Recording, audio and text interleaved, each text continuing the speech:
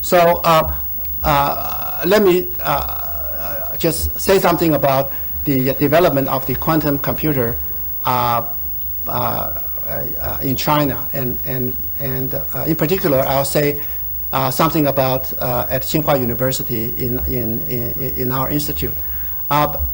We have a quantum network project, and so the idea is somebody raised this subject. Actually, a Preskill, a professor at Caltech, asked the question that well, internet is an indispensable part of modern society. So essentially, internet can allow you to send message from one place to any other place in a totally faithful manner.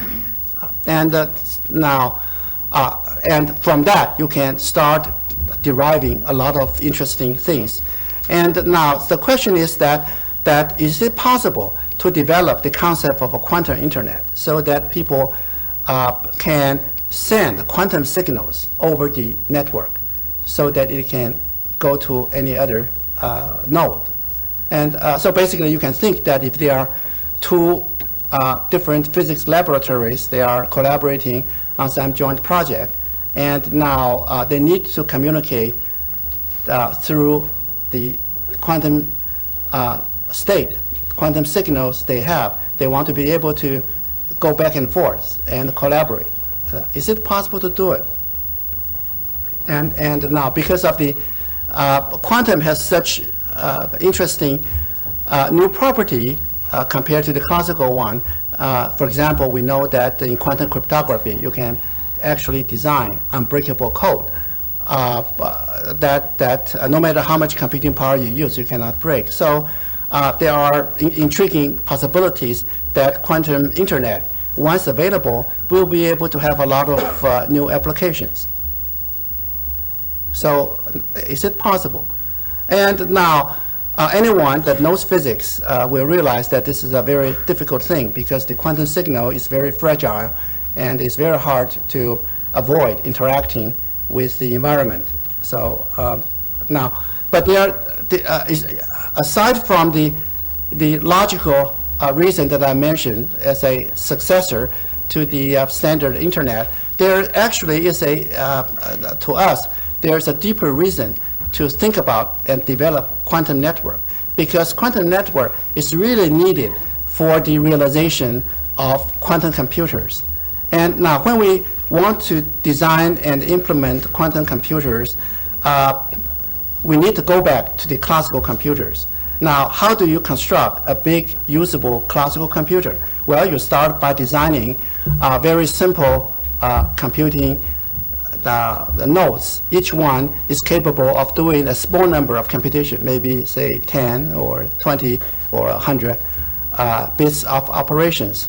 And you connect all these small units together so that you have a distributed, as a distributed system, they can do the very large computation. So the most natural way to design quantum computers is exactly the following, namely that you start out by designing small quantum processors capable of processing a few quantum bits, maybe 3 bits, 5 bits, or 10 bits. And now you will construct, if you can, quantum networks that connect them together so that they can operate exactly as if the different units just live next door. So in order to do a quantum computer, you have to design from the very beginning, and that's why it is so very hard. Every step takes physicists a lot of effort in order to do it. So there are a lot of interesting ideas, but I think I'm not going to go into it. Let me just say that just to mention, for quantum computation, physicists have worked on it for the last 20 years, and I think that by now we have sorted out, they have sorted out the the technologies and what are the most promising ways of going forward. Because initially there are literally a dozen or 20 different technologies that might be possible, and people have to figure out which one is really usable. And one line of particularly interesting technologies developed by David Walland and others. They use something they call the ion trap. So they use ions as the basic unit for implementing qubits, and it is possible by the use of magnetic field to keep those ions in a linear way, and you have to do it in a dynamic way.